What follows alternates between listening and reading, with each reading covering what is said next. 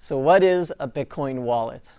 Well, I always equate a Bitcoin wallet to how email works. And there's always two things you need to know about. One, what is my Bitcoin address? And two, where is my private key stored? So a Bitcoin address. Well, a Bitcoin address looks like this, just a random series of numbers, characters, usually starts with a 1, and it can either be represented as just the numbers and characters itself, or sometimes you'll see it in the form of a QR code, that square image there. And embedded in that QR code is these series of characters. And for the private key, well, a private key generally looks like this, random series of numbers. It's a little bit longer, and again, it can be represented in a QR code. And the Bitcoin address is similar to what is my email address. If I want somebody to send me an email, I tell them my email is lorne@gmail.com. Send me an email. Same thing with Bitcoin. If I want somebody to send me Bitcoin, I send them my Bitcoin address. And then they will send Bitcoin to that address. And two, the private keys. Well, this is very important. This is very important for ensuring that nobody steals your Bitcoin. So my private key is essentially like my password to my email account. Anybody who has those private keys essentially has authorization, ownership over that Bitcoin sitting in that account. It gives them the ability to sign any transaction to send that Bitcoin anywhere. Similar to if I had somebody's email account password to their email account, I could go into their email account and send an email to anybody under their name. So that's very important, and that's essentially, as a user, the two most important things you need to know with a Bitcoin wallet. Wallet providers. So there's really two types of Bitcoin wallet providers. There's centralized wallet providers like Coinbase. And in this case, again, it's those private keys. In this case, they store your private keys. It's as though you went up to the bank and put all your money in that bank. They're holding it for you. The other kind of Bitcoin wallet provider is blockchain. Instead of them holding on to the private keys for you, they give you the tools to hold on to the private keys yourself. So in that case, you're actually owning the private keys. You're responsible for those private keys.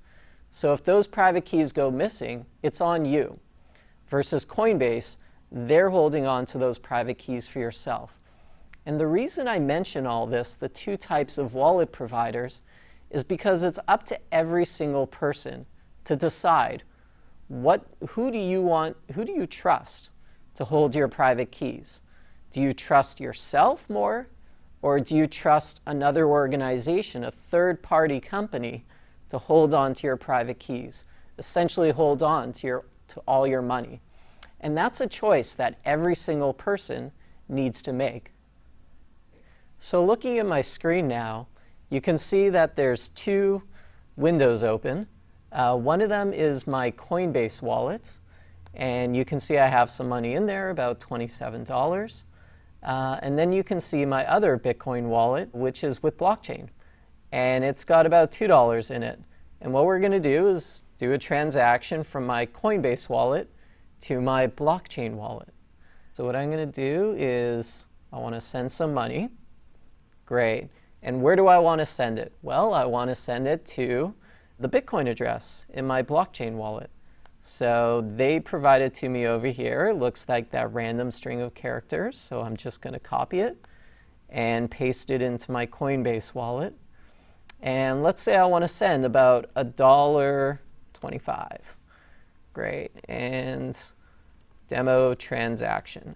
Okay, great. So we're going to send the money, and you can see, yeah, they're just confirming that I want to send it. And just check out how fast this goes. So there you can see it was recognized by Coinbase. And even before I finish this sentence, the money's already been received by blockchain over here. You can see my amount is now $3.79, so about $1.25 more. So that's really cool. It happened pretty fast.